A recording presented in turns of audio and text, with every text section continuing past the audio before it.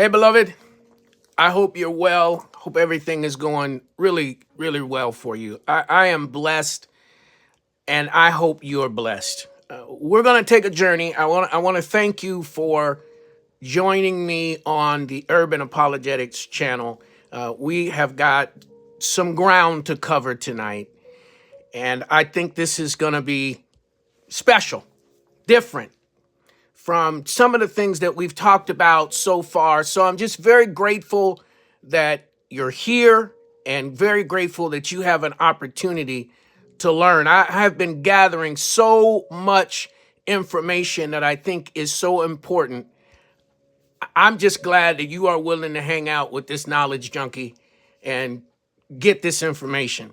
We've been answering the question, who is Charlie Kirk? And tonight, I got to show you some things that, well, are on the heart-wrenching side because it really reveals his heart,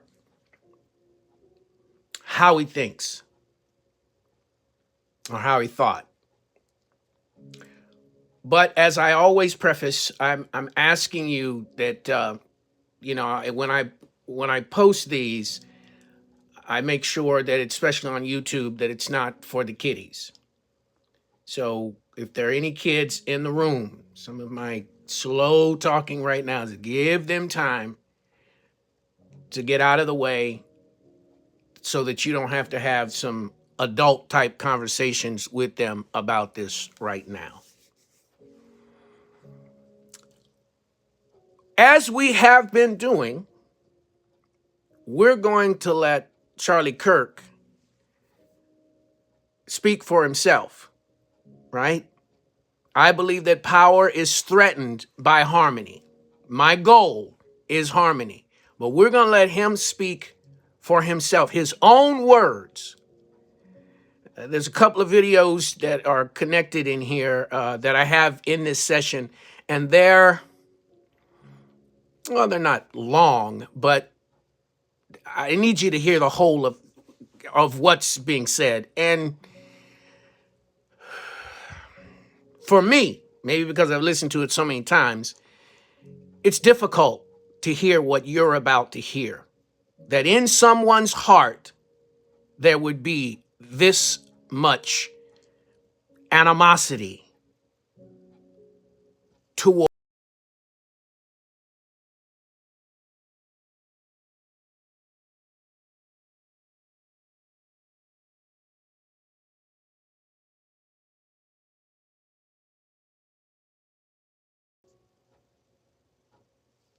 Joy Reid and Michelle Obama and Sheila Jackson Lee and Ketanji Brown Jackson were affirmative action picks, we would have been called the racist.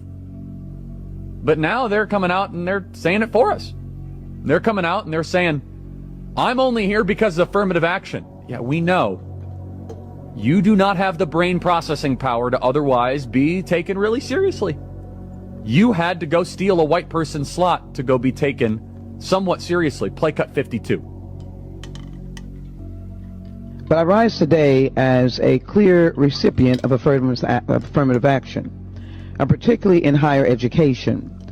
I may have been admitted on affirmative action, both in terms of being a woman and a woman of color, but I can declare that I did not graduate on affirmative action. This is my personal story. I hear because of action affirmative. She can't even say that. We know. It's very obvious to us that you were not smart enough to be able to get in on your own. I couldn't make it on my own, so I needed to take opportunities from someone more deserving. You know, this is how arrogant Joy Reid and Ketanji Brown Jackson and Michelle Obama and Sheila Jackson Lee are. They're so narcissistic, they think this is persuasive. They think we're like, oh, of course, that's why we need affirmative action, because you have impressed us with your brilliance. Of course. Oh no, imagine the world without Joy Reid. Imagine the world without Sheila Jackson Lee or Michelle Obama or Ketanji Brown Jackson. They think this is persuasive. They think as they kind of now reveal that I'm only here because of anti-white, anti-Asian forced discrimination policies that turned me into a bitter, resentful activist that hates white people, honestly, through our Joy Reid. So first of all, this is the sin of derision, making fun of people, putting people down, making them feel less than, is ungodly, is unholy, and just awful on so many levels. He is misdefining what affirmative action is, and I'm going to go a little deeper with that in just a second, but he's misdefining what it is and what it was for. But first of all, putting people down, saying they don't have the brain capacity. Let me say this, and I'm going to probably, before I finish this series, not only show you some images that will help remind you, but let me tell you something. The most educated group, demographic in the United States are Black women. Period. The most educated. My wife has 4 college degrees. The most educated. They're not underqualified. Opportunities have been stolen from them. No doubt about that. But they're not unqualified at all. But what Charlie Kirk is doing here is creating a hierarchy. They let you in, you didn't deserve it. You took some white person's opportunity. So they get less because you don't have the brain power. You don't have the ability. And think about this. Beloved, think about this. Think about having a steady diet of someone talking like Charlie Kirk and what he just said. Think about that's what you're hearing on a regular basis. Illusionary truth effect is something that says that sometimes you only have to hear something a few times. And if you already have kind of an opinion you grew up with, a particular way of thinking that is already skewed in that direction, then all he's doing is reinforcing it. And it's not true. Just like when I did the session, if you saw it, on critical race theory. All these people protesting, they don't want it taught in their schools, and it's not. It's only taught at the graduate level in law school. It's not even a regular class in college. But when you're only listening to one voice and you don't go look things up for yourself, then it sounds like it's truth to you, reinforcing that those thoughts of white superiority when nobody is superior to anyone. But if we are measuring intelligence, or those that are willing to seek more knowledge and education, then we got to take a look at the Black woman. Through this series, there are many great inventions that are around us that have been created by Black men. I'm not leaving them out. But since it seems like through the things, I don't seem like, since it is that when I took a look at what Charlie Kirk said on paper that was written by somebody, but when I also looked at the videos, things that came out of his own mouth, he seemed to be constantly attacking the Black woman. So most of my focus is going to be on reversing that sick thinking. So let's take a look at the whole of what was said in that speech and not just the part that Charlie Kirk talked about. We'll talk on the other I side. rise today to join my colleagues in the Congressional Black Caucus and will continue to work with them and proceed to analyze the very wrong-headed decision that was made by the United States Supreme Court on the question of affirmative action. I thank the gentlelady from Florida, the gentleman from New York, and certainly the gentleman from Nevada in their leadership. But I rise today as a clear recipient of affirmative action, and particularly in higher education. I may have been admitted on affirmative action, both in terms of being a woman and a woman of color, but I can declare that I did not graduate on affirmative action. This is my personal story.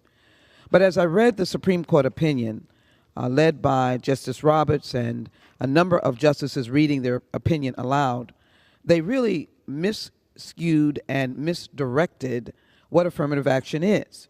Affirmative action is affirmatively selecting out of the group of excellent persons who happen to be people of color who would not have been noted, recognized, or accepted heretofore. And that is evident because that did not happen in the 20th century, in the 19th century, where African Americans in particular were not admitted to institutions of higher learning, such as the Ivy Leagues and other schools. And so this very mean-spirited decision will close the door of opportunity to many, from Latinos to Asians to African Americans to Anglos. My plea tonight is that this Congress looks squarely at ensuring that America and her cities are open to equal opportunity, and affirmatively we ensure that everyone has a seat at the table of empowerment. I yield back.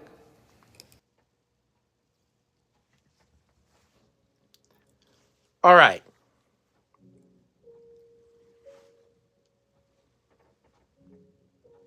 Let me switch this around. I apologize. Let me put this up so we can see this, and then I'll fix my little issue there. Affirmative action, what is it really? Affirmative action is what she was just explaining to us. That qualified people of color don't get looked over. That people who are excellent don't get looked over. That's what she's talking about. She's not talking about, or affirmative action isn't some undeserving person getting an opportunity and taking an opportunity away from somebody else. That's not what affirmative action is. It means that you can't pass over someone based on their race.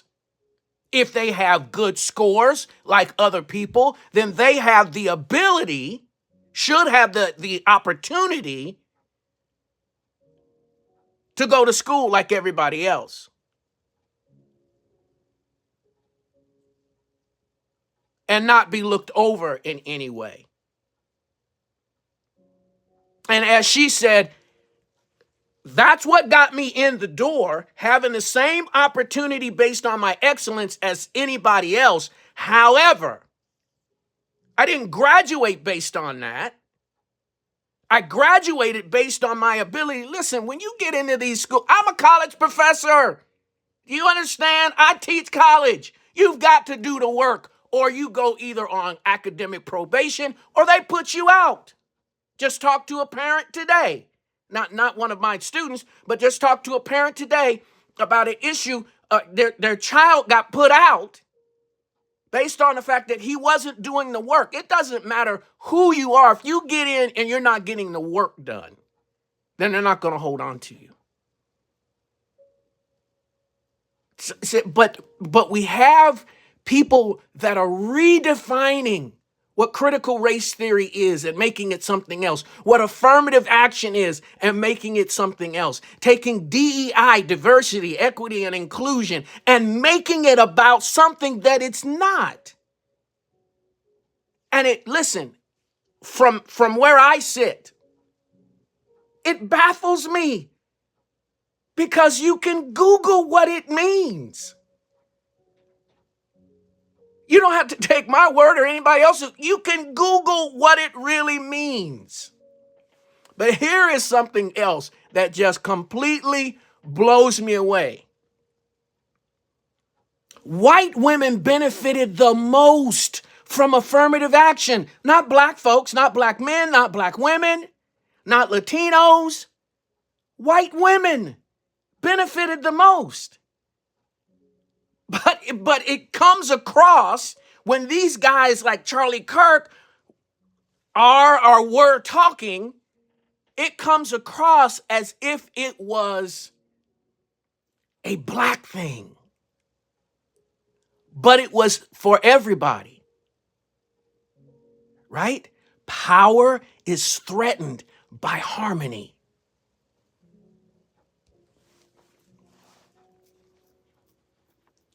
I'm going to run through this part really quick. These wonderful ladies don't need to be defended by me. Their excellence speaks for itself. But just real quick, Stacey Abrams, what is that at the bottom? Where'd she get her law degree? Right? From Yale. You know what I say? You know what my saying is? When I was trying to finish my doctoral degree, and I was really having a hard time getting everything done, getting the work done, getting my research, getting it right. Because I didn't go to a school where they play and they just hand them out, which was my saying. If they were just handing them out, everybody would have one. I've got to put my time in. I've got to make this work. And my love for reading is what got me through. But the point is that it wasn't easy, even though I'm a knowledge junkie and had somewhat of a grasp on the subject before I even started the doctoral program, because it was something I'd always been curious about. But they weren't just handing them out. You had to put in the work. Joy Reid, where'd she go to school? Where'd she go to school? Harvard. Michelle Obama went to Princeton.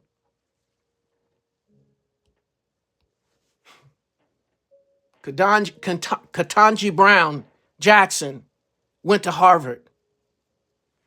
Listen, folks, it's real simple.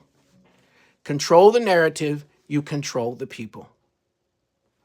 The largest demographic in the United States that has gone on to higher education is the black woman. You hear what I'm telling you? Is the black woman. So what's being stated here is untrue. I've got another piece that's coming up. I'm going to go ahead and divide this up. I've got another piece that's coming up that's going to talk about black origins, so that we know where all of this all started. We'll see you at number 7. Lord bless you.